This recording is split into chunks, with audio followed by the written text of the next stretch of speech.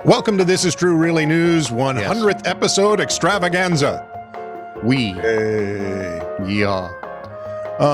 were trying to think of something that we could do that would be big, huge, enormous, gigantic. And then we realized that all the 100th episode means is we lived long enough to do 100 episodes. Well, yeah, that and, Tony decided to take one for the team and got COVID. I did. I am now healthful man. I can defeat COVID with a single kiss. COVID's gone. I think I'm Take your mask off, go outside. Let's go. I'm going to go get several of the shots.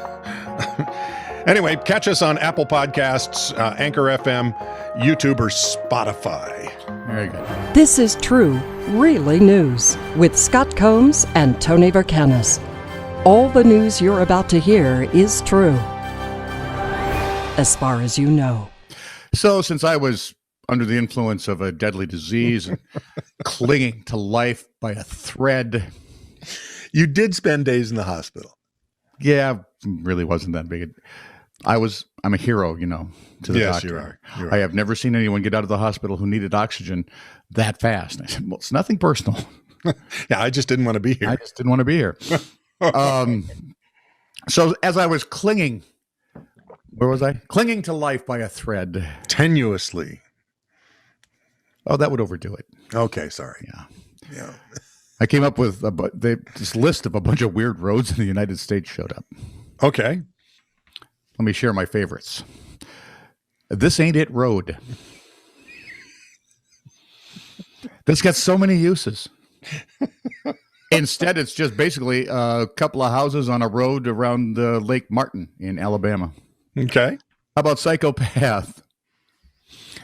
Tony Perkins really should have lived there. He really should have. Or Ed Gein. Or, yeah, that would work. And in between their two houses, Alfred Hitchcock, and we're good to go. With a camera.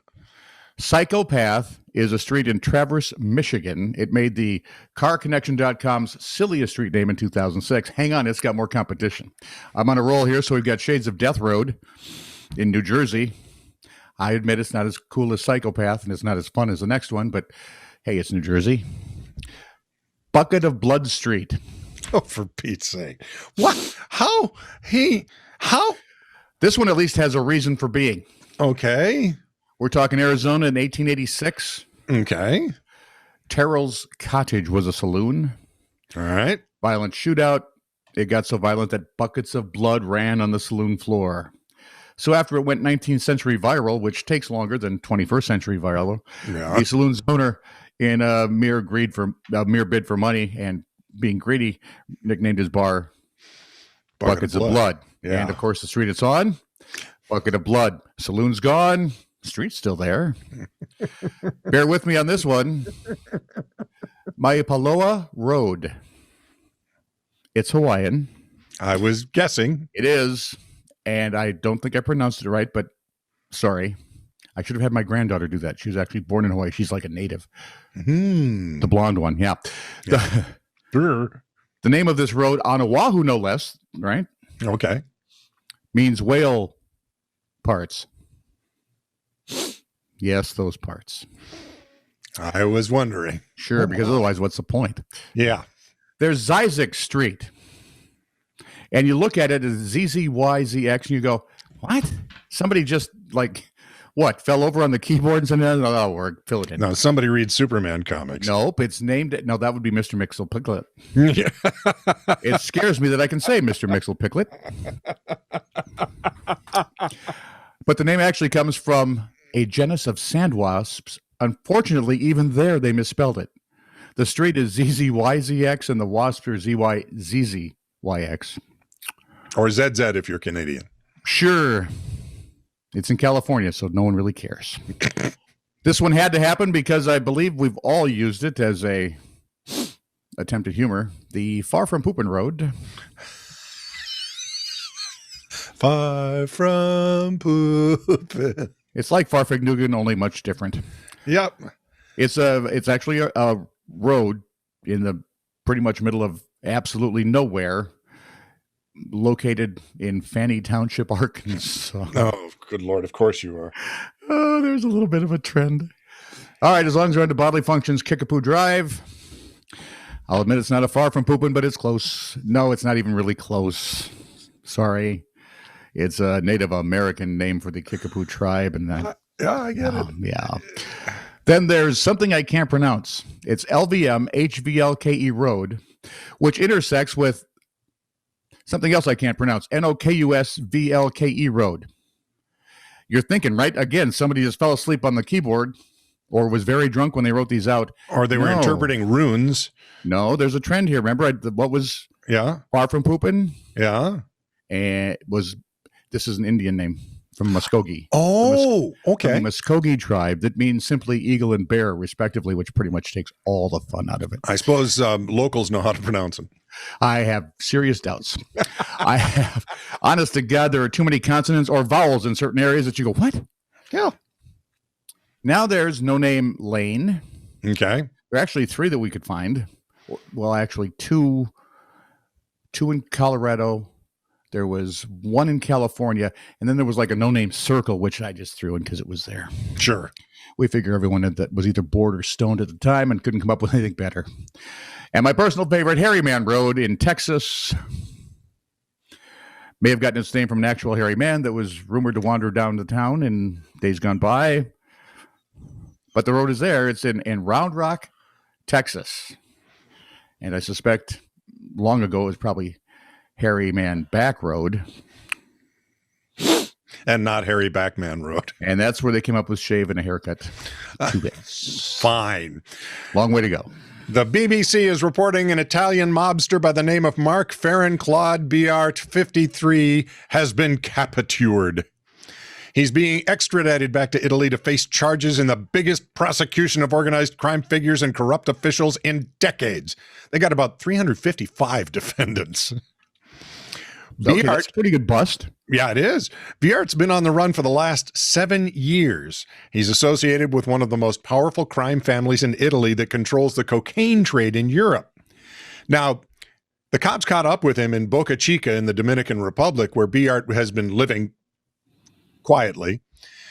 If you're looking for a tale of dogged determination by an overworked and underappreciated but immaculately dressed and coiffed Italian detective, prepare yourself to be disappointed. No. All they had to do was watch his YouTube cooking show. That takes kind of the edge off, doesn't it? Oh, sure, he made sure to cover his face, but not his tattoos. Dude. Really? Dude. Yes. When you're dead, they use them to find out who you are. You're thinking... Well, I can tell you I'm just slightly disappointed with how things turned out because I was hoping to get his tiramisu recipe before the cops nabbed him. Did they do it on his YouTube? Maybe it's there on his YouTube channel. Well, I'm hoping. For decades, political polling firms, I figure since I was so tenuously hanging onto that thread of life, for decades, political polling firms have increasingly struggled to persuade Americans to participate in telephone surveys. I don't know if you noticed, but we just recently had an election. And I'm still getting calls. And according to reports, it's like, guys, listen, if you call after Election Day, it doesn't matter. I don't know how to tell you this. According to a report filed by The Hill, widespread coronavirus quarantines have changed Americans' willingness to participate. In phone surveys? According to Biden pollster, our response rates are through the roof now that we have a captive audience. Everyone's home. People want to talk. According to the report, Suffolk University polling guy David Paleologos, he's got a better name. He's got a better name for an Italian mobster than your Italian mobster. Yeah, I think you're right. Says his response rates are triple what they have been, as Americans are more likely to answer phone calls even from unknown origins than ever before. Thank God you called. Oh, if it weren't for you, I'd have to talk to my children again. Ask me anything. Twice. Worst high school metaphors. And people are reacting to these writings by these high school students as if they're dumb, and they're not. These kids are geniuses. They're given an assignment. Write some good metaphors, and you know exactly what you and I would do with that, which is what these guys have done. Her face was a perfect oval, like a circle that had two sides gently compressed by a thigh master. That would win the internet right there. She had a deep, throaty, genuine laugh, like that sound a dog makes just before it throws up. Right? I'd have turned that in. I'd expected a really good grade. Her vocabulary was as bad as, like, whatever. See? That's genius right there. See? It's brilliant. She grew on him like she was a colony of E. coli and he was room temperature Canadian beef.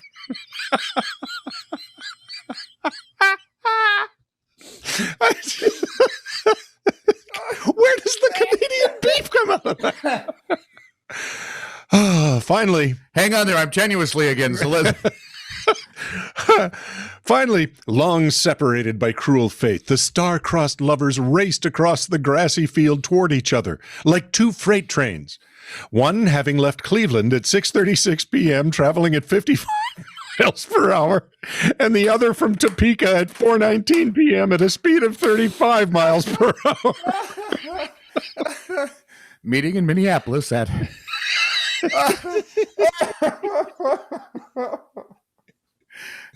Nope, they win. Yeah. These kids are not stupid. They're and they're funnier than we are. Hey, guys, I'm thinking maybe you should... This is true, really news. Send email to TiTR@netradio.network.